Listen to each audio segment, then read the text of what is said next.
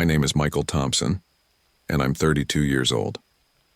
This all began one cool October evening in 2023, when I decided to escape the stifling stress of city life and embrace a little adventure in Indiana's wild heart. I had spent countless nights reading about local legends, and Brown County State Park had always intrigued me, not just for its vibrant fall colors, but for the eerie folklore whispered about among locals. I'd invited my old friends Laura James and Jason Rivera to join me on what was meant to be a relaxing RV road trip. I didn't expect the journey to test our friendship or our grip on reality. We piled into my aging RV, a trusty but temperamental machine that had seen better days. Laura, always the practical one, double-checked our supplies and equipment, while Jason, sensitive and artistic, sat quietly, sketching the passing landscape as if trying to capture some hidden essence of the world. I, on the other hand, was buzzing with excitement, eager to immerse myself in the mysteries that Brown County was said to hide. Our drive was long and winding, a ribbon of asphalt cutting through dense forests and rolling hills. The chatter was light at first, punctuated by the occasional joke or comment on the scenery, but as we approached the outskirts of Brown County, an unspoken tension began to creep into our conversations. I could almost hear the forest whispering secrets to itself, as if it knew what was waiting for us. We finally arrived at a secluded campground deep in the woods. The RV parked on a narrow, graveled path flanked by towering oaks and whispering pines. The campsite had an old-world charm, weathered stone relics here and there, and trees with inexplicable carvings etched into their bark. I couldn't shake the feeling that these marks were not the handiwork of nature alone, but of someone, or something, that had long roamed these woods. After settling in, we decided to light a small fire. The crackling flames provided a comforting glow against the encroaching darkness. As the night deepened, I found myself lost in the dancing shadows, the interplay of light and darkness creating shapes that defied explanation. Laura sat across from me, arms folded and brow furrowed, silently observing the forest as if expecting it to speak. Jason, meanwhile, scribbled in his notebook, his eyes darting to every movement in the trees. It wasn't long before the first sign of something amiss made itself known. As I reached to adjust the RV's overhead light, it began flickering uncontrollably, plunging us into intermittent darkness. I assumed it was just a faulty connection. My RV was, after all, an old relic. But then the radio, which we'd left, tuned to a local station, began to emit a strange, static-laden sound. Over the hiss, I could barely make out a soft, childlike laughter, distant and almost melodic in its eerie cadence. "Did you hear that?" I asked, my voice low and uneasy. Laura shook her head slowly, her expression a mix of skepticism and concern, probably just interference. This old rig isn't exactly built for reliability. But Jason wasn't so sure. "No, it's more than that," he murmured, eyes wide as he stared into the darkness beyond the firelight. "It's like a memory, something calling out." I dismissed his words with a half-hearted laugh, though I couldn't ignore the prickle of unease along my skin. We all knew that Brown County wasn't merely a pretty escape, it was steeped in legends. One such tale involved the tragic death of a young child, whose spirit was said to wander the woods, searching for closure and justice. Later that night, as the wind picked up and a chill seeped into our bones, I decided to take a short walk around the perimeter of our campsite. The gravel crunched underfoot as I made my way toward an ancient oak tree that stood prominently in a clearing. That's when I noticed it. Carved deeply into the tree's rough bark were strange symbols, unfamiliar and unsettling. They seemed almost deliberate, a warning or perhaps a signature of some forgotten ritual. I traced my fingers over the grooves, feeling a sense of foreboding settle in my heart. Returning to the RV, I couldn't shake the feeling that something had changed in the air. When I rejoined Laura and Jason by the fire, the conversation had taken a somber turn. Laura, ever the skeptic, attributed the odd occurrences to technical glitches and our own overactive imaginations. But Jason's eyes told another story. They were wide with an almost palpable fear that he couldn't hide. A few hours later, As I lay in the narrow bunk of the RV trying to force sleep, I was jolted awake by a soft rustling at the door. I listened intently, straining to catch any sound that might explain the disturbance. The rustling was accompanied by what sounded like the faint steps of a child. My heart hammered in my chest as I remembered the local lore of the ghostly child who was said to haunt these woods. Before I could rouse my friends, the door creaked open with a force that shattered the fragile calm of the night. In the doorway, illuminated briefly by the erratic glow of the failing RV light, I saw it, a spectral figure, small and fragile, dressed in faded blue overalls. The child's face was pale and expressionless, its eyes deep pools of sorrow. The apparition hovered there, almost pleading, before vanishing into the darkness as swiftly as it had appeared. The encounter left me breathless and drenched in cold sweat. I nudged Laura awake, and together we scanned the dark interior of the RV. Jason, now fully awake, clutched his notebook as though it were a talisman. "I saw it," he whispered, voice trembling. "I saw a little boy. He was so sad." Laura's rational mind fought against the mounting evidence, but even she couldn't ignore the terror that gripped her. "It must be a trick of the light," she insisted, though her voice lacked conviction. "We're all tired. It's just our minds playing games." But as the night wore on, the signs became impossible to ignore. The RV's battery began to drain inexplicably, and the electronics started malfunctioning one after the other. Every time the radio came to life, the static was interrupted by that same haunting laughter, a sound that grew louder and more insistent with each passing hour. It was as if the spirit was trying to communicate with us, its voice echoing from a time long past.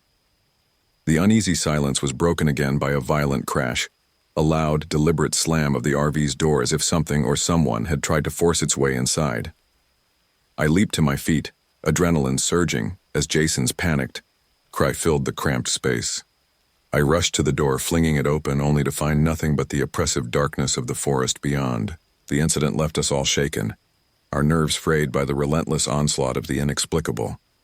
The storm that had been gathering on the horizon finally broke, unleashing a torrential downpour that hammered the RV with icy sheets of rain. The relentless patter against the metal roof only amplified our isolation. We huddled together inside the dim confines of the RV, each of us grappling with our own terror. Laura tried to muster calm, insisting that the storm would pass, and that we'd soon be able to assess the situation. Yet even she couldn't hide the tremor in her voice. Morning came with a pallid, overcast sky. The rain had subsided, leaving the world eerily silent and washed in a gray light. We sat together at a rickety table in the small makeshift kitchen of the RV, our earlier optimism long since replaced by a grim determination to understand what was happening. The events of the night were too vivid, too real to dismiss as mere technical glitches or tired hallucinations. Determined to find answers, Laura suggested that we drive to the nearby town of Nashville, Indiana, a small community with a rich history and plenty of local lore. I agreed, hoping that the town's historical records might shed light on the tragic legend of the ghostly child. Jason, still visibly shaken, nodded silently, his eyes distant and haunted. The drive into town was somber. The streets were quiet, and the locals eyed our RV with a mixture of curiosity and unease. At the small-town library, we pored over old newspapers and town records. After an hour of searching, we came across an article from the early 1900s, a heart-wrenching account of a young boy who had perished in a terrible accident near these very woods. The child, whose name was never properly recorded, had been lost in a flood, and his disappearance had cast a long shadow over the community. The article described how some believed that the child's spirit lingered in the forest, a restless presence seeking the closure that death had denied him. Armed with this newfound knowledge, we returned to our campsite with heavy hearts and a plan. If the local lore was true, then perhaps the spirit wasn't malevolent by nature. It was simply desperate, trapped in an eternal cycle of sorrow. Laura, ever the voice of reason, proposed that we attempt some form of reconciliation with the ghost. "Maybe if we acknowledge its pain, we can help it find peace," she said quietly. That night, as dusk fell over Brown County once more, we prepared for what would be our final confrontation with the unknown. We gathered what little we had, cherished memento we had found in town that was believed to belong to the lost child, a faded photograph, and a few personal items that we hoped would serve as tokens of our empathy. We returned to the clearing near the ancient oak, where the carved symbol still glowed faintly in the dim light of our lanterns. The air was thick with anticipation as we sat in a rough circle, the memento placed carefully in the center. I spoke, first my voice steady despite the tremor of fear I felt inside. "I know you're here," I said softly, addressing the darkness that surrounded us. "We know your pain. We're here to listen, to help you find the peace that you deserve." My words seemed to hang in the cold night air, unanswered yet heavy with meaning. For a long, agonizing moment, nothing happened. Then, as if stirred by our sincere plea, the temperature dropped sharply, and the forest around us seemed to breathe with a life of its own. The flickering lanterns cast elongated, wavering shadows on the ground, and in the distance, I thought I saw a familiar figure emerging from the gloom. It was the spectral child, his pale face contorted with a mixture of sorrow and anger. This time, he did not simply vanish. He moved toward us with deliberate steps, his eyes locked on mine. Jason's voice broke the silence. "It's him. It's really him," he stuttered, clutching his notebook like a lifeline. I could see the terror in his eyes, the way his hands trembled as he tried to hold back a sob. Laura reached out, her hand steady despite the shaking that I knew lay beneath her calm exterior. "We're not here to hurt you," she said, her tone gentle yet firm. "We want to help." The spirit's expression shifted, as if caught in a conflict between rage and profound sorrow. In a moment that seemed to stretch on for eternity, the ghostly child reached out a hand, not to attack, but in a desperate plea for connection. I stepped forward slowly, extending my own hand in a gesture of empathy. "I'm sorry," I whispered, my voice barely audible over the rustling leaves. "I'm sorry for the pain you've suffered. We want to make things right." For a heartbeat, the world seemed to hold its breath. Then, with a force that was both violent and sorrowful, the child's apparition surged forward. The air around us crackled with energy as objects began to shake and clatter. The ancient oak's carvings glowed with a sinister light, and the forest itself seemed to cry out in anguish. I felt an invisible force tug at my arm as if trying to pull me into the darkness. In that terrifying instant, Jason was yanked from his seat, his terrified scream echoing through the trees as the spectral presence nearly dragged him out of our circle. Instinct took over. I lunged forward, grabbing Jason's arm with all the strength I could muster, pulling him back into the safety of our small gathering. Laura's eyes flashed with both fear and determination as she stepped between us and the raging spirit. "Stop!" she cried, her voice rising above the chaos. "We mean you no harm." The ghost wavered, its form flickering like a candle in the wind. I could see the agony in its eyes, the same despair that had been etched into the faded photograph we now held. Slowly, as if calmed by our genuine remorse, the violent energy began to dissipate. The spectral child's expression softened, and he hesitated on the brink between this world and the next. For what felt like an eternity, we stood there in silence, the only sound the soft whisper of the wind through the trees. Then, with one final, mournful glance at each of us, the ghost slowly faded away, leaving behind a lingering chill and an overwhelming sense of sorrow. The forest fell eerily quiet once more, as if exhausted by the confrontation. In the days that followed, we struggled to come to terms with what had happened. The RV remained eerily silent. The technological glitches and battery failures had all ceased, as if the supernatural presence had taken its toll and then receded into the depths of the woods. Our once bright conversation turned to quiet reflection, and the bond between us, tested by terror and hardship, grew stronger in the aftermath. Laura's skepticism, though still present, had softened into a more nuanced understanding of the world.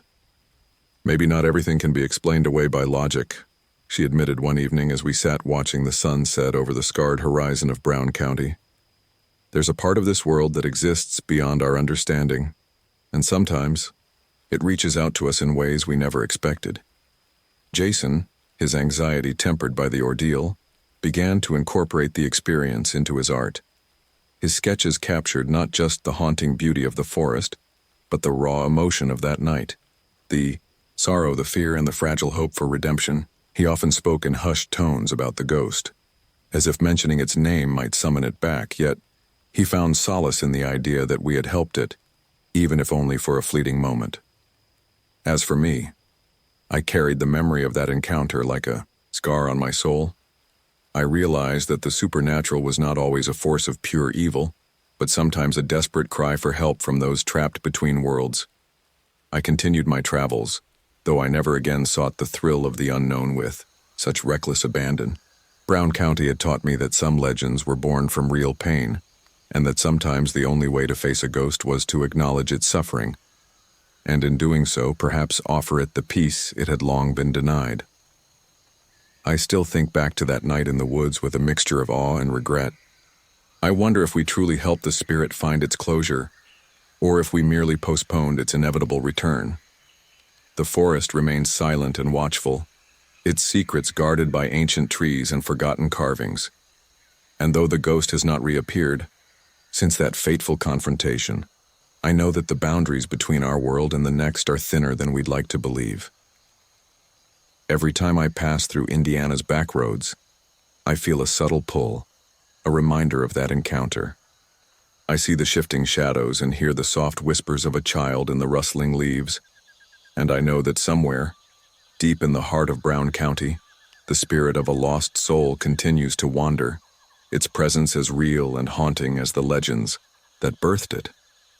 Now, whenever I step into a quiet clearing or a forgotten trail, I pause and remember the faces of my friends, the terror in Jason's eyes, and the quiet determination in Laura's voice. Our brush with the supernatural changed us forever. It reminded us that behind every myth lies a kernel of truth, and that even in the midst of horror there is the possibility of redemption. That night, in the depths of the forest, we weren't just facing an angry ghost. We were witnessing the desperate yearning of a soul left to wander, caught between the echoes of the past and the promise of release. I have come to accept that some mysteries are meant to remain unsolved, that the darkness holds truths we might never fully understand. But in the quiet moments when the wind whispers through the trees and the moon casts long silvery shadows, I find comfort in knowing that I too once faced that darkness, and in my own small way, helped light the way for a spirit lost in time. This is my story, a tale of terror and tenderness intertwined on a chilly autumn night in Indiana. It's a reminder that sometimes, to truly understand the darkness, you must first acknowledge the pain behind it. And in doing so, perhaps, find a glimmer of hope even in the deepest shadows.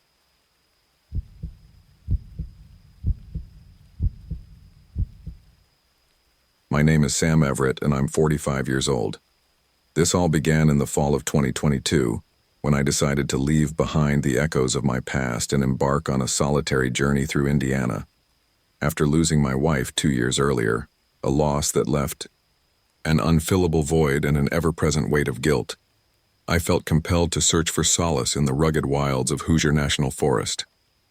I had heard whispered legends of a place known as Devil's Den, a remote outcrop shrouded in mystery and cursed by an ancient wrong.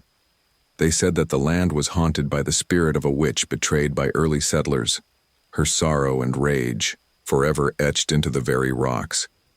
With nothing left to bind me to my former life, I loaded my aging RV with a few belongings, a meager supply of food, and the raw determination to face both my inner demons and the darkness that dwelled outside. The long drive through Indiana's winding back roads was a blur of amber fields and dense woods. As I drove, memories of a happier time when my wife and I would laugh over coffee and plan little getaways merged with the present silence of the empty highway. I kept my radio tuned to a classical station, finding comfort in the steady strains of violin concertos that seemed to speak directly to my battered soul. But even as I tried to focus on the music, An undercurrent of foreboding stirred in the pit of my stomach, as if the road itself were leading me toward something inevitable and inescapable. Arriving at Devil's Den just before dusk, I was struck by the stark beauty of the place.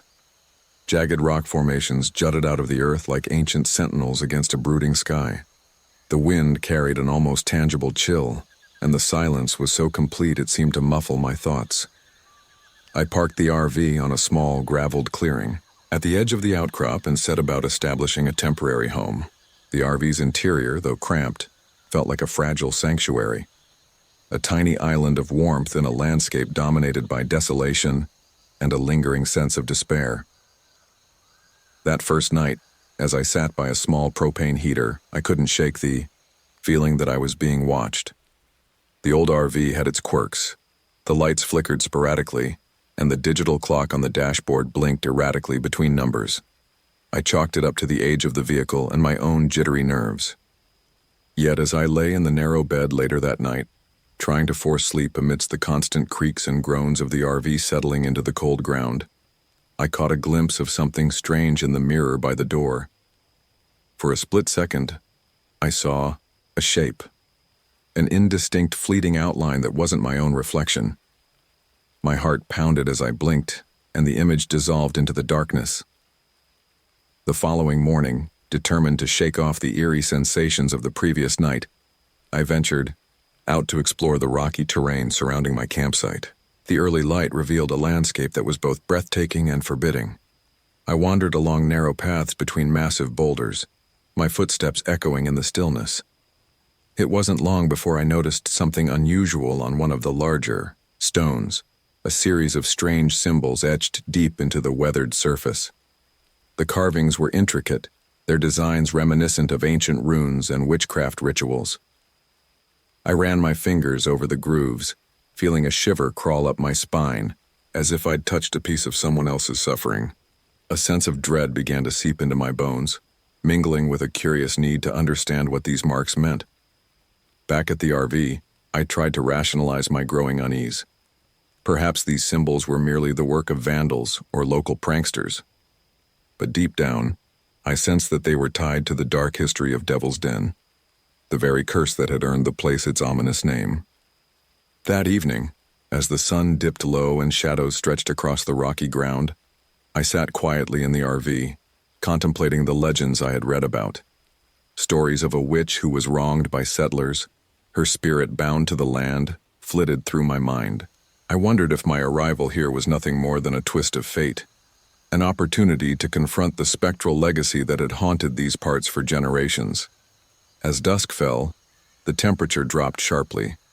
I lit a small lantern inside the RV and tried to concentrate on a book of poetry, but my eyes kept drifting to the window, expecting to see movement among the silhouettes of the trees. At times I heard soft, almost imperceptible murmurs carried on the wind, snatches of words in an archaic tongue I couldn't understand.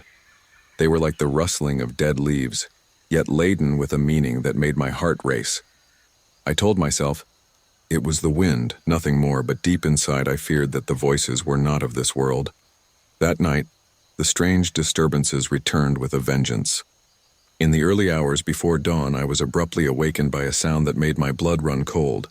A clear, deliberate knock at the RV door. I sat frozen in the darkness, the silence pressing in around me like a living thing. When I mustered the courage to approach the door, I found nothing but the impenetrable blackness of the night outside. I peered through the small window and, for an instant, thought I saw a dark, cloaked figure lingering just beyond the threshold of the clearing. But when I blinked, the figure was gone, leaving me to wonder if it had been a trick of my exhausted mind. The next day brought no relief. The weather turned foul. A heavy, relentless rain began to lash the rugged landscape, the downpour transforming the rocky paths into slippery, treacherous trails. The RV's electronic systems continued to act up. The flickering lights, the failing heater, and the inexplicable power drains seemed to conspire against my attempts to create a safe haven in this cursed place. Each malfunction felt like a subtle, insidious warning, a reminder that Devil's Den was not a place for the comfort of modern conveniences. In the midst of the storm, I sought refuge by taking shelter in a small overhang, formed by the jagged rocks.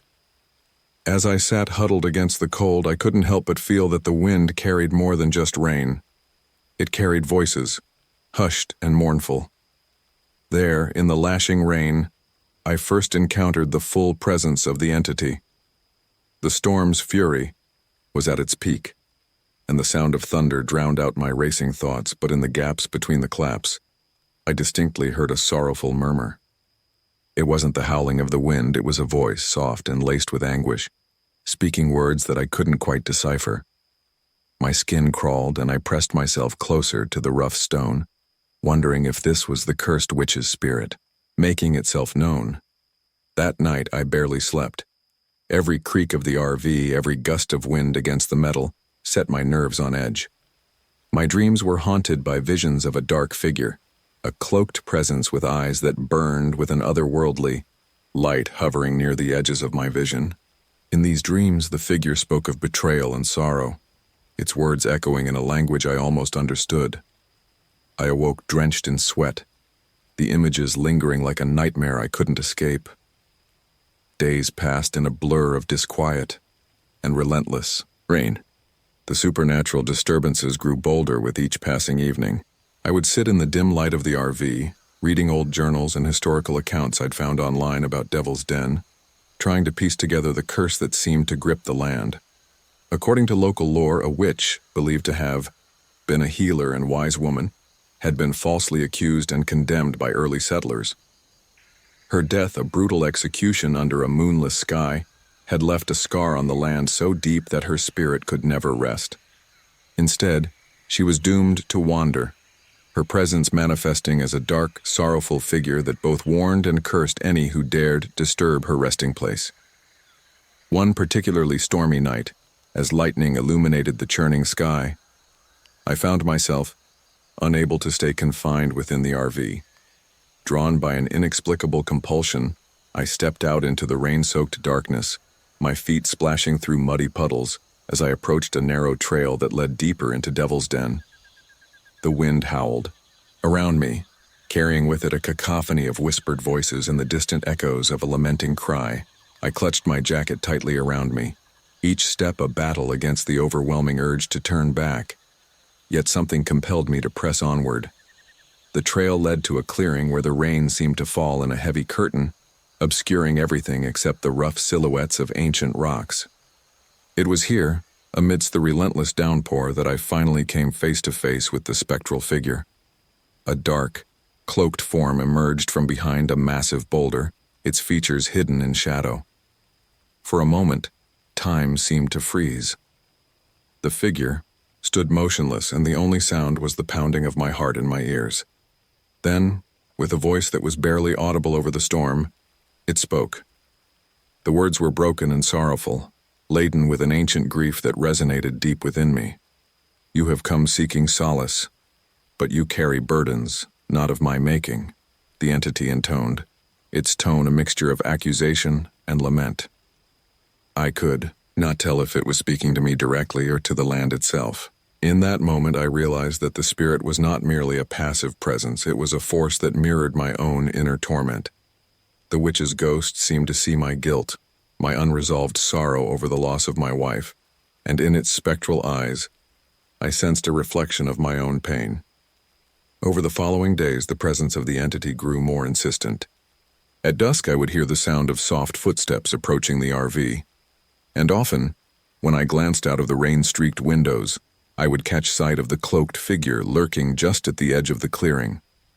The more I tried to avoid the encounters, the more they seemed to intrude upon my solitude. The ghost's appearances became intertwined with my nightmares, merging the line between reality and the phantasmal world. I began to question whether the disturbances were truly supernatural, or if they were manifestations of my own crumbling sanity, a desperate projection of guilt and sorrow onto a cursed landscape. The climax of my torment came one particularly tempestuous night. The wind had risen to a howling gale, and the rain battered the RV as if in fury. I was sitting near the small flickering lantern when I heard a definitive, echoing knock at the door. This time, however, I did not hesitate. I opened the door, to a barrage of cold rain and found myself face to face with the cloaked specter. There was no mistaking the intensity in its eyes, a sorrowful malice that seemed to pierce straight through me. The entity's form was more solid than before, and as it stepped closer, I could see fleeting hints of a face contorted in anguish and rage. In a voice that trembled between wrath and despair, it spoke again. "You dare trespass on my domain, burdened with grief and regret. Your pain is a mirror of my own. Have you come to beg for forgiveness or to defy the curse that binds us both?" The words struck me like a physical blow. I stood there, unable to speak, as the ghost's presence pressed against me. In that charged moment, the storm around us seemed to intensify, as if the very heavens were mourning. I felt the weight of every regret and every unspoken apology to my wife, and in that instance, the curse of Devil's Den became more than a local legend. It became my own personal reckoning. Tears blurred my vision as I stammered, I have come seeking redemption, seeking a way to forgive myself." The words emerged haltingly, my voice raw with unhealed pain. The specter paused, its form wavering slightly as if it were touched by my confession. For a long, agonizing moment, silence reigned, broken only by the relentless drumming of rain on metal and stone. It was then that I realized the truth in its gaze. The witch's spirit was not merely an agent of malevolence. It was a reflection of the deep-seated guilt and sorrow that had consumed me since the day my wife was taken from me. In her eyes, I saw the anguish of centuries, a pain born from betrayal and injustice, but also a longing for forgiveness and release. And I understood that to break the curse I had to confront not only the specter, but the inner demons that had haunted me for so long. Determined to find a path toward redemption, I resolved that night to perform a solitary ritual, a desperate act of acknowledgement and contrition. I spent the following days gathering remnants of the past, scouring the small local archives in nearby towns for any mention of the curse, and learning about the ancient rites that might offer solace to a tormented spirit. I returned to Devil's Den with a small collection of items, a faded locket that once belonged to my wife, a weathered journal containing heartfelt confessions, and a few symbolic tokens that I hoped might serve as offerings to the restless ghost. On the final night of my stay, the sky was heavy with storm clouds once more. I chose a spot beneath a gnarled, ancient oak, the same tree that bore mysterious symbols, now illuminated by the intermittent glow of my lantern. With trembling hands, I arranged my tokens on a flat stone at the base of the tree, speaking softly into the darkness. I come not as a trespasser, but as a soul burdened by regret. I honor your pain, and I beg forgiveness for my own. May our sorrows be shared, and may we both find the peace that has long eluded us. The wind seemed to pause as I spoke, and the rain lessened to a soft, rhythmic patter. For a time, the clearing was silent except for my own measured breaths. Then, as if stirred by the sincerity of my words, the air shifted. A cold, spectral presence enveloped me, and I sensed that the ghost was near, its form hovering at the periphery of my vision. The oppressive force that had so often tormented me began to wane, replaced by a subtle, almost tender energy. In that moment of fragile communion, the ghost of the witch drew closer, her features now discernible in the dim light, a face etched with both sorrow and a timeless weariness. She gazed upon me, and I saw in her eyes not anger, but a deep-seated longing for absolution.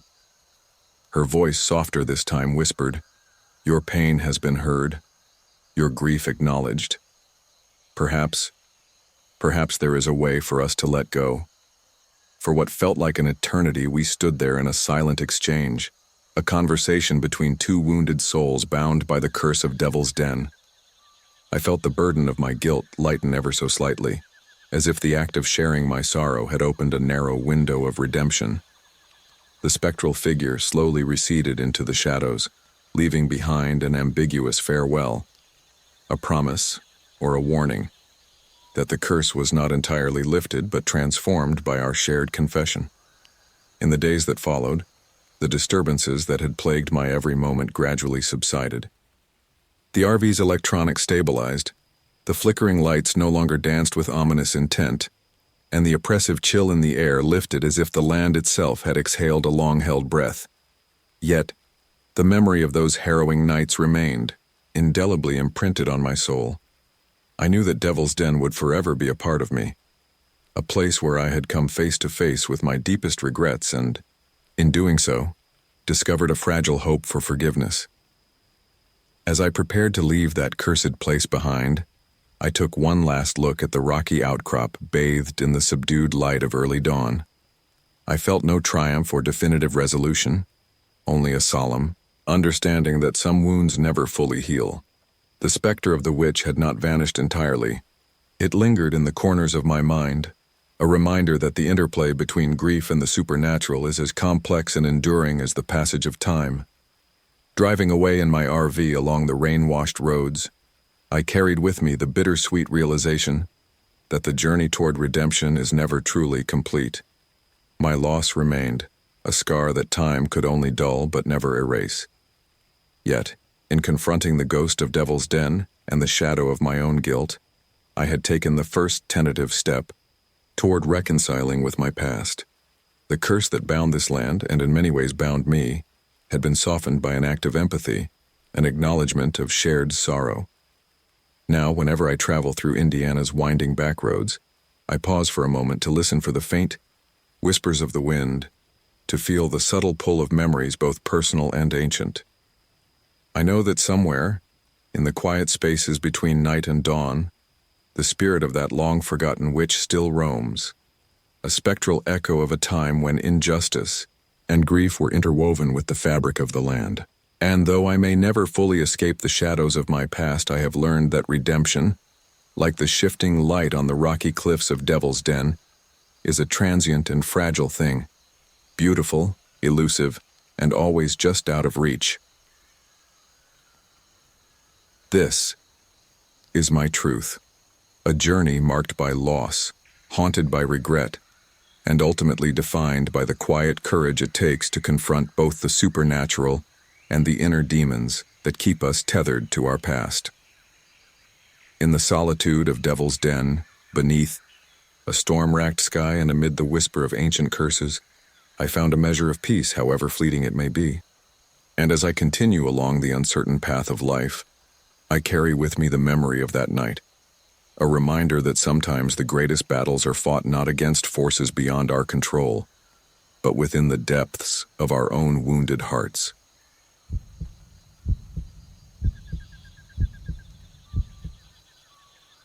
My name is Elena Blackwell, and I'm 28 years old.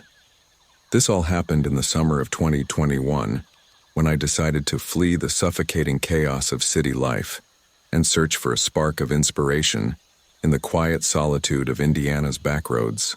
I had recently endured the crushing end of a long-term relationship that left my music and my heart in shambles. Desperate to revive both my creativity and my sense of self, I packed my few belongings into my battered RV and headed for Cedar Grove Campground, a secluded haven nestled among dense woodlands near a sleepy town that carried its own share of secrets. The drive was both liberating and unnerving.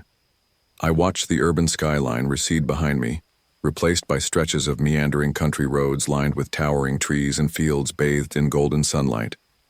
Yet as the miles passed, an inexplicable chill began to creep into my thoughts, a whisper of unease that I couldn't quite shake. I'd heard murmurs of Cedar Grove's past, of an abandoned farmhouse on the outskirts that was said to hide a tragedy long buried. The idea both disturbed and fascinated me, igniting a quiet thrill that ran counter to my overwhelming sadness. Arriving at Cedar Grove Campground in the late afternoon, I was struck by its stark beauty and eerie isolation. The campsite was modest, a few scattered RV spots under a canopy of towering oaks and maples. As I parked and set up my temporary home, the silence enveloped me. There was an almost tangible sense of history here, as if every leaf and stone held a story waiting to be uncovered. I spent the early evening arranging my small space, tuning my guitar in the RV's cramped interior, and letting the gentle hum of nature begin to seep into my bones. I had barely begun to relax when I decided to take a walk along one of the forest trails that skirted the campground. The forest was alive with the rustling of leaves and the occasional call of a distant bird, but beneath these natural sounds lay an undercurrent of melancholy. As I ambled along a narrow leaf-strewn path, something caught my eye, a small glint, of something partly buried under a tangle of briars near an old dilapidated fence. Curious, I knelt down and discovered a faded photograph, its edges frayed with age. The image depicted a young man and woman, their smiles frozen in time against a backdrop that I later learned was the very farmhouse I had heard whispers about. Clutched alongside the photograph was a leather-bound diary, its cover cracked and worn. I hesitated for a moment, my heart quickening, then carefully pried the diary from its hiding place. Opening it revealed pages filled with spidery handwriting and entries that detailed the slow, agonizing disappearance of a local resident, someone who had vanished without a trace decades ago. The diary spoke of mounting suspicions, hidden family secrets, and a growing fear that someone powerful was determined to keep the truth buried. I felt a chill run down my spine as I read, my mind swirling with questions and a desperate need to know more. Returning to my RV, I couldn't help but feel that I had stumbled upon something significant, a mystery that might be intertwined with the sorrow I felt inside. But as the evening wore on, my RV began to betray me in subtle ways. The lights flickered intermittently, and my phone, which I had left charging by the dashboard, began to display cryptic messages, short, anonymous texts that said things like, "Don't dig too deep," and "Some secrets are meant to remain hidden." I tried to dismiss these occurrences as mere glitches in my aging equipment, but an unsettling feeling of being watched crept over me. I set myself up at a small table in the RV's cramped kitchen, the diary spread open before me. I reread the entries, each word resonating with the same mournful tone as my own recent heartbreak. The diary recounted how the disappearance had once rocked the local community, a tragedy that had led to hushed conversations in dimly lit diners and sideways glances from longtime residents. I recalled a line from one of the entries. "In Cedar Grove, every shadow hides a secret, and every whisper is a memory that refuses to fade." It felt as if the words were speaking directly to me, urging me to look deeper into a past that was both mysterious and painful. The night deepened and the silence outside became almost oppressive. I tried to focus on my music, strumming a few chords and scribbling down lyrics that mirrored the sorrow and mystery I now sensed. But even as the melodies began to flow, I couldn't shake the feeling that I was not alone. Sometimes when I glanced out the rain-speckled window, I swore I saw a figure lurking at the edge of the campground, a shadow that moved too deliberately to be a trick of the light.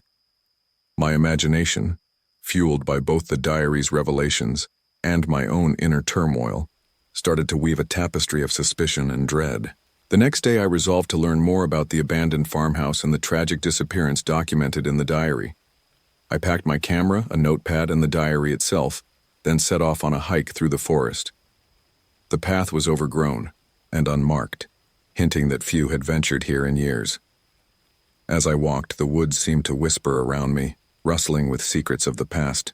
Every so often I would find remnants of old, weathered objects, a broken piece of pottery here, a rusted key there, that made me wonder if others had once been drawn to this place, just as I now was. After a long, contemplative trek, I finally came upon the abandoned farmhouse. It loomed in the clearing like a specter from another time, its weathered facade and sagging roof testament to decades of neglect. The windows were dark and vacant, and the air around it was heavy with the scent of damp wood and decay. I stepped carefully up the creaking steps, heart pounding with a mixture of fear and exhilaration. I could almost feel the presence of those who had once called this place home, and I sensed that the answers I sought might lie within its crumbling walls. Inside, the farmhouse was shrouded in shadows and silence. Dust motes danced in the shafts of light that broke through broken windows, and the air was thick with the weight of forgotten memories. I wandered from room to room, photographing everything and jotting down observations in my notepad. In one corner of a long abandoned parlor, I found a small wooden chest, its lock long since rusted shut. Carefully, I pried it open, revealing a collection of letters and documents that sent a shiver down my spine. The letters detailed a sordid history involving a prominent local family, the very family the diary had hinted at, and implicated them in the cover-up of the disappearance. The words were damning, and they painted a picture of corruption and secrets that had been carefully concealed for generations. As I leafed through the documents, the sound of footsteps echoed from upstairs. I froze, adrenaline surging through me. Had someone been watching? I slowly made my way toward the staircase, the floorboards creaking ominously under my weight. At the top, the corridor stretched out in darkness, and I could just make out the sound of soft, measured breathing coming from one of the rooms. My heart hammered in my chest as I pushed open the door, revealing a small, dusty room with a single window that looked out over the overgrown backyard. There, standing with his back to me, was a man whose presence radiated a quiet intensity.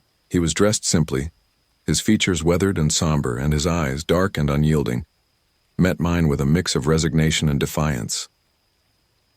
"You shouldn't be here," he said in a low, steady voice that carried both warning and sorrow. For a moment, time seemed to stop. I realized that this must be the local protector, the one entrusted with the secrets of the farmhouse and the painful past of Cedar Grove. I felt a surge of panic, but also an unshakable determination to uncover the truth. "I'm not here to cause trouble," I managed to say, my voice trembling slightly. "I just want to know what happened, to understand the story behind these documents." I held up the letters, hoping that my honesty would be enough to diffuse the tension. The man regarded me silently for a long, agonizing moment before speaking. "Again, some secrets," he said quietly, "are kept hidden for a reason." His gaze swept the room, lingering on the faded photograph and the diary clutched in my hands. "You've stirred up things that have long been buried, Elena Blackwell. You should go back now before the past consumes you." I felt a chill that wasn't solely due to the cool draft that drifted through the broken window. His words resonated with a truth I was reluctant to accept. Perhaps the mystery was larger and more dangerous than I had imagined. But the pull of the truth was stronger than my fear, and I pressed on. "I need to know," I said softly, my eyes locked on his. "If you're protecting something, then maybe it's time for it to come to light. People deserve to know the truth." For a long moment, the man said nothing. Then he sighed, a deep, weary sound that carried the weight of years of sorrow and regret. "Very well," he said, his voice barely above a whisper. "I will tell you what I know, but be warned. The truth may shatter the illusions you hold dear." He led me to a small table in the corner of the room, and over the next hour, he recounted the dark history of Cedar Grove. He spoke of a local family, once revered in the community, whose secrets ran deep, a family that had played a role in the disappearance of a young man whose life was cut short under mysterious circumstances. The man explained how the family's influence had silenced dissent and ensured that the tragedy was hushed up, leaving behind only rumors and whispers. The documents in the chest were evidence of their guilt, hidden away in the hopes that time would erase the stain of their misdeeds. I listened in rapt horror, each word peeling back layers of a long-forgotten tragedy, until finally the man leaned in close and said, "Now that you know, you must decide. Will you expose the truth even if it means unearthing pain that has festered for generations, or will you leave the past undisturbed?" The weight of his question pressed upon me. I knew that exposing the truth could bring consequences, not only for the community but for me as well. Yet the creative fire within me, long extinguished by heartbreak, began to stir at the thought of channeling this raw, unfiltered emotion into my music. I thanked him, promising that I would tread carefully, and left the farmhouse with a mind swirling with both fear and determination. Back at my RV, the storm had finally rolled in, darkening the sky and drenching the landscape in a relentless downpour. I sat by the window clutching the diary and the letters and tried to piece together the fragmented narrative of Cedar Grove. The anonymous texts on my phone continued, a series of cryptic warnings that now felt like a chorus of ghosts, urging me to stop digging. Yet with every warning, my resolve grew stronger. I was not only searching for a story to revive my music, I was on a quest for redemption and clarity, a chance to confront the shadows of the past and perhaps heal my own wounded heart. That night, as the rain pounded against the roof of my RV, I began to write. The words flowed from my pen as if possessed by the spirits of those lost souls, intertwining sorrow with a fierce need for truth. The letters and diary entries provided the raw material, a narrative of injustice, of secrets kept in the dark, and of the unyielding human spirit that yearns for redemption. My music, long dormant, came alive in the cadence of my words, each line a testament to the pain and hope that had defined my journey. But even as I wrote, I couldn't escape the feeling that I was being followed.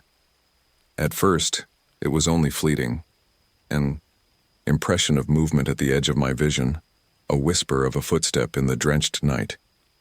Yet as the hours passed, the sensation grew undeniable, and I became increasingly aware of a presence just beyond the glow of my lantern. I double-checked the locks on the RV door and peered out into the inky darkness, but saw nothing except the relentless rain and the twisted silhouettes of trees. I wondered if my imagination, fueled by the weight of the mystery and my own vulnerability, was playing tricks on me. Still, the anxiety gnawed at me, an undercurrent of dread that refused to be silenced. The next morning brought a fragile calm. The storm had subsided to a steady drizzle, and the woods outside glistened with a damp, eerie beauty. I decided that I could wait no longer. The truth demanded to be revealed, and I had to document every detail before it slipped away into the annals of local legend.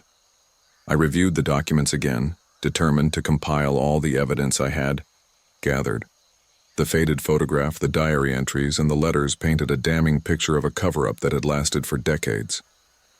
I felt a growing responsibility, not just as a musician seeking inspiration, but as someone who had been entrusted, however inadvertently, with a secret that the community had long fought to hide. Armed with my camera and notebook, I ventured back to the abandoned farmhouse that afternoon. The overcast sky and damp ground made the trek treacherous, but I pressed on, my heart pounding with a mix of anticipation and fear. The farmhouse loomed ahead, its broken windows and crumbling walls a testament to the decay of time and of hidden sins.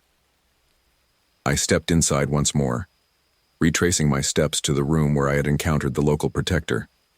This time I was alone, save for the quiet rustle of wind and the soft drip of rainwater seeping through the fractured roof. I meticulously documented every detail, snapping photos of the letters, the diary pages, and the remnants of old furniture that seemed to whisper stories of forgotten tragedies. I felt the weight of history pressing down on me, and as I worked, I couldn't help but feel that the eyes of the past were upon me, watching, judging, urging me onward. I left the farmhouse with a heavy sense of purpose and a folder full of evidence that I hoped would finally shine a light on the dark secrets of Cedar Grove. That evening, back at my RV, I began to compile my notes and recordings, laying out the evidence in front of me like pieces of a shattered puzzle. The anonymous messages had grown less frequent, as if the unknown sender had decided that my work was done, or perhaps they were simply biding their time. In the quiet of that dim, rain-washed room, I realized that I stood at a crossroads. Exposing this truth meant not only confronting a community steeped in denial and fear, but also facing the repercussions of unearthing wounds that had festered for generations. Yet I knew that silence was not an option. The music within me, the creative fire that had been nearly extinguished by heartbreak, was roaring back to life, fueled by the raw, unvarnished truth of the past. I spent the following days reaching out to a few trusted contacts in the local press, a small, independent newspaper that prided itself on exposing corruption and injustice. With trembling fingers and a heart pounding with both hope and dread, I shared the evidence I had gathered. The response was cautious but promising. Journalists, intrigued by the murky history of the abandoned farmhouse and the allegations of cover-ups, began their own investigations. Slowly, the once silent story of the missing local and the culpable local family started to ripple through the community, stirring up long-buried resentments and a demand for accountability. Even as the truth began to emerge in public forums, I continued to pour my soul into my music. Late at night, with a soft lamp glowing in the corner of my RV, I composed haunting melodies and lyrics that wove together the threads of loss, memory, and redemption. Each note was a tribute to the forgotten souls of Cedar Grove and a personal catharsis for the pain I had endured. My creative journey, sparked by the mystery and fueled by the raw emotions of confrontation, felt like a rebirth, a painful yet liberating transformation. There were moments of quiet triumph amid the turmoil. One crisp morning, as I sipped a lukewarm coffee on the steps of my RV, I heard distant voices, the murmur of a community awakening to a long-hidden truth. I felt a kinship with those voices, a realization that my solitary quest had become part of something much larger than myself. The weight of isolation began to lift, replaced by the hope that, by shedding light on the past, we might all find a measure of healing. Yet, even as the story unfolded in the public eye, I was haunted by memories of that stormy night in the abandoned farmhouse, by the sensation of unseen eyes following me through the rain-soaked woods. I sometimes wondered if the specter of the past, the restless spirit of those who had suffered in silence, would ever truly be at peace. But I also believed that by exposing the truth and acknowledging the pain, we might finally break the cycle of secrecy and sorrow that had plagued Cedar Grove for so long. In the final days of my stay at the campground, as the leaves began to hint at the coming of autumn, I took one last walk along the forest trails. The path was quieter now, the air filled with a bittersweet calm that came from knowing that some wounds, though never fully healed, could at least begin to mend. I paused often, reflecting on the journey that had taken me from the depths of personal despair to the edge of a community's darkest secrets. With every step, I felt the presence of those lost souls, whispering encouragement, mourning their past, and urging me onward. As I prepared to pack up my RV and leave Cedar Grove behind, I felt an unexpected lightness in my heart. I wasn't the same person who had arrived all those weeks ago. I had faced the ghosts of the past, both the literal and the metaphorical, and, in doing so, had found a way to transform my pain into art.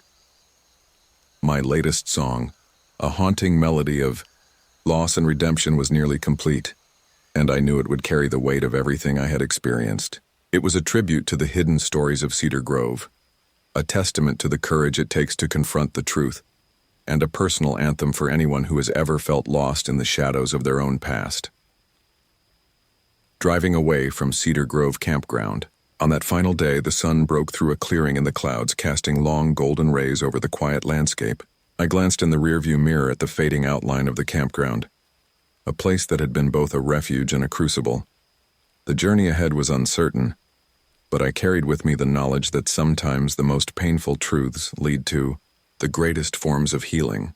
I had learned that the echoes of memory, however haunting, could inspire beauty and transformation. And as my RV rumbled down the winding road, I knew that my music and my life would never be the same again. This is my story, one of mystery, heartbreak, and the relentless pursuit of truth. Cedar Grove taught me that even in the depths of isolation, when the shadows of the past seem too heavy to bear, there is always a flicker of light waiting to guide you home. And in that light, you may just find the strength to sing your truth, no matter how painful or beautiful it may be.